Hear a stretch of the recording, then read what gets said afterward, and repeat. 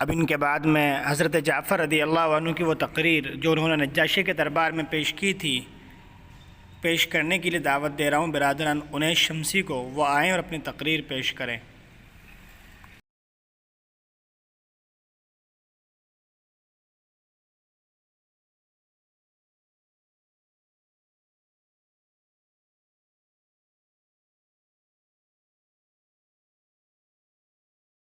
الحمدللہ رب العالمین، الصلاۃ والسلام علی رسولہ الکریم، اما بعد۔ محترم بزرگوں اور دوستوں، ماں اور بہنوں، السلام علیکم ورحمۃ اللہ وبرکاتہ۔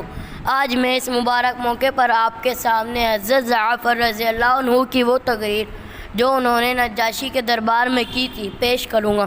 حضرت جعفر رضی اللہ عنہ نے فرمایا: اے بادشاہ، ہم نادان تھے، جاہل تھے، بت پوجتے، مردار کھاتے، بدکاری کرتے، آپس میں لڑتے، امیر غریب پر ظلم کرتے، نہ مہمانوں کی عزت ہوتی،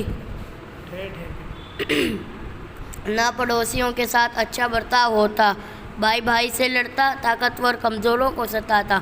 اللہ کو ہم پر رحم آیا، ہم میں ایک رسول بھیجا، ہم سب اس سے واقف تھے، وہ بہت ہی نیک تھا،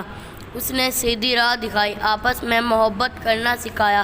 اس نے ہمیں سمجھایا کہ ہم بت پوجنا چھوڑ دیں، اللہ کی عبادت کریں، سچ بولیں، وعدہ پورا کریں، برائیوں سے بچیں، گناہوں سے دور رہیں، یتیموں کا مال نہ کھائیں، ظلم سے باز آ جائیں،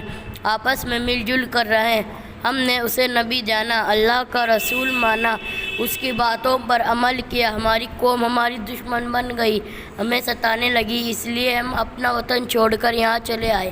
نجاشی نے حضرت جعفر رضی اللہ عنہ کی تقریر سنی، تقریر بہت اچھی تھی، بڑے غور سے سنا، ان کی باتوں کا اثر لیا، ان سے قرآن شریف سنا، قرآن شریف سن کر رونے لگے، کافروں کو نکلوا دیا، مسلمانوں کے ساتھ اچھا برتاؤ کیا، کچھ دن بعد خود بھی مسلمان ہو گئے، اللہ کی رحمت ہو۔ پیارے رسول صلی اللہ علیہ وسلم نے ہجرت نہیں کی، آپ صلی اللہ علیہ وسلم حبشہ نہیں گئے، مکہ میں جمے رہے، دکھ سہتے رہے،